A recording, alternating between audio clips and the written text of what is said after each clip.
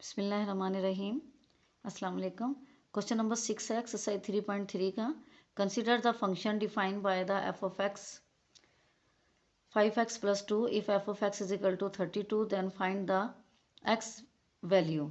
X की value हमने find out करनी है। गिवन है आपके पास एफ ऑफ एक्स 5x + 2 है। एफ एक्स दिया हुआ है 32, बस उसकी जगह पे आपने एफ एक्स की जगह पे लिख देना है 32। ठीक है, और x की जगह पे जब इसका 32 लिख दिया तो ये 5x वैसे ही आ गया और प्लस का 2 भी वैसे ही है। ठीक है, अब 32 ये 2 को इधर ले आए तो ये माइनस का 2 हो गया 5x। तो ये रह क्या गया हमारे पास 32 - 2, इसमें से माइनस करेंगे तो हमारे पास 30 आ जाएगी वैल्यू। ठीक है, अब ये 30 वैल्यू आ गई।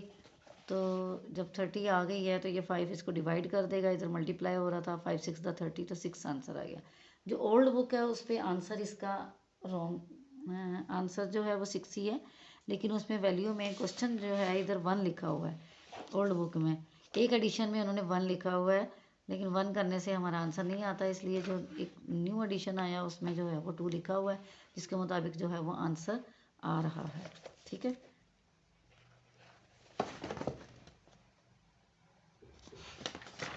क्वेश्चन नंबर 7 देखें।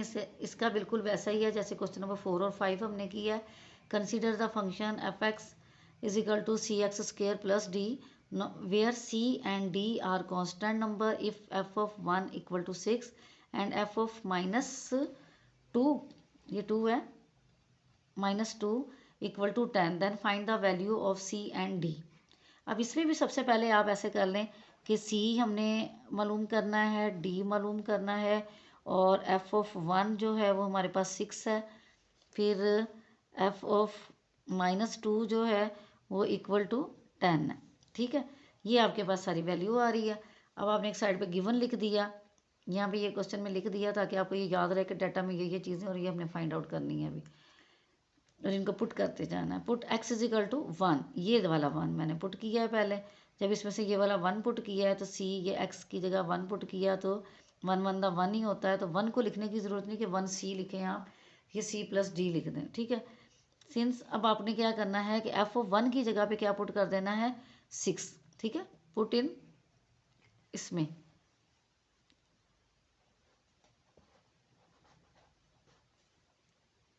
CX² + D दोबारा लिख लें इसको। ठीक है, ताकि थोड़ी समझने में आपको आसानी हो जाए। एफ ऑफ 1 की जगह पे मैंने क्या लिख देना है 6, इस पूरे की जगह पे क्या लिख दिया 6 लिख दिया। C और C + D आना था, X नहीं आना था।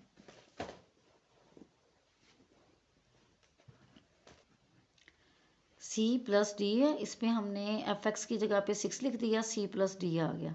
ठीक है, ये वैसे ही रह गया। C + D = 6 मैंने इस साइड पे लिख दिया, उसमें कोई हर्ज नहीं है कि आप जिधर मर्जी लिख दें।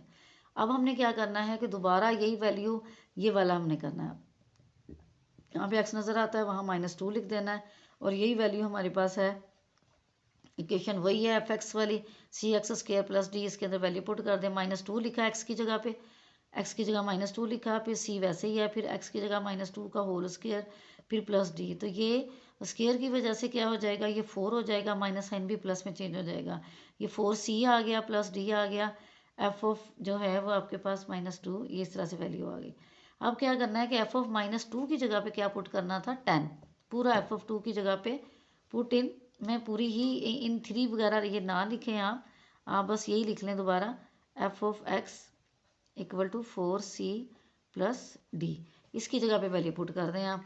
यानी कि इस पूरे ये पूरा जो है इसकी जगह पे एफ ऑफ -2, इधर भी आपने यही लिखना था, ये भी गलत हो गया, इधर भी आप लिखें एफ ऑफ 1 C + D। ठीक है, ये थी।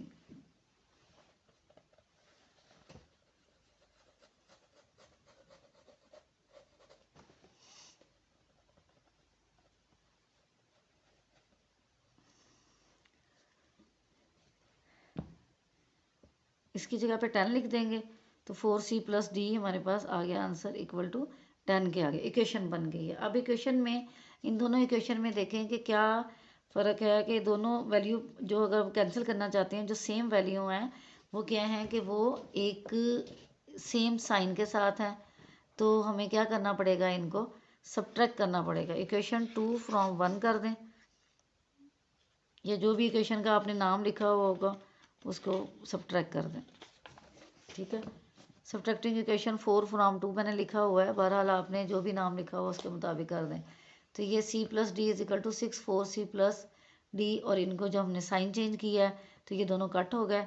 ये ग्रेटर वैल्यू के साइन 4 में से 1 माइनस किया तो माइनस का 3 आ गया, 10 में से 6 माइनस किया तो माइनस का 4 आ गया। तो ये 4 को 3 से डिवाइड किया, दोनों माइनस साइन कट हो जाएंगे।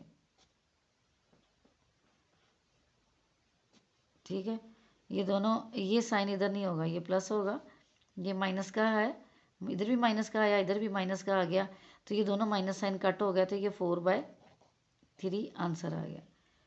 अच्छा, उसके बाद हमने इस वैल्यू को पुट कर देना है किसी, इसके बाद जब हमने इक्वेशन को पुट किया, put the value of the C in equation 2 कर लें, किसी भी एक इक्वेशन में पुट कर दें, जो भी आपने उसका नाम रखा होगा उसके अकॉर्डिंग कर लें। c प्लस डी और इक्वल टू 6 है, तो c की जगह पे मैंने वैल्यू पुट कर दी 4/3 और प्लस डी इक्वल टू 6, तो d इधर ही रह गया, 4/3 को मैं इधर लेके आई तो वो माइनस का हो गया। 6 में से 4 हम ऐसे माइनस नहीं कर सकते, इसको हम क्या करेंगे कि हमने एलसीएम लेना पड़ेगा। जब हम एलसीएम लेंगे तो इसमें आपने क्या करना है, मैंने तो इस तरह से किया है, मैंने कहा डिनोमिनेटर अगर हमारे पास सेम नहीं है, यानी कि एक दूसरे के टेबल में नहीं आते, तो फिर क्या है कि इनको क्रॉस में मल्टीप्लाई कर, 6 3 18 और 4 1 4, ये आसान मेथड है। बहरहाल जो आप बच्चे अक्सर करते हैं वो क्या है कि 6/1 माइनस 4/3 है। अच्छा, इसका जो है एलसीएम जो है वो इसका 3 आएगा, तो 3 से मल्टीप्लाई कर दें। ठीक है, तो ये आ जाएगा 6 3 18/3 और माइनस 4/3। तो जब हम इसको वो आगे करेंगे तो कैसे होगा कि ये 3 वैसे ही लिख दें, 18 माइनस 4, तो ये आ जाएगा 14/3। इस तरह से भी आप कर सकते हैं। ठीक है, एलसीएम करना है इसको, जिस तरह से आपको इजी लगे आप उसको कर दें। तो डी का आंसर आ गया है 14/3। तो हमारे पास अगर सी और डी दोनों को आप किसी इक्वेशन में पुट करते हैं तो देखें कि वो इक्वल आ जाती है वैल्यू, अगर आ जाती है तो भी सही है। मैंने पिछले किसी क्वेश्चन में भी नहीं किया, लेकिन अगर आप करके देखती हैं, जैसे सी इक्वेशन 1, ये जो c प्लस डी है, अगर आप चेक कर लेती हैं इसको अपने लिए, ज़रूरी नहीं है कि आपने करना है। c हमारे पास है 4/3 और प्लस है 14/3 इक्वल टू 6 है।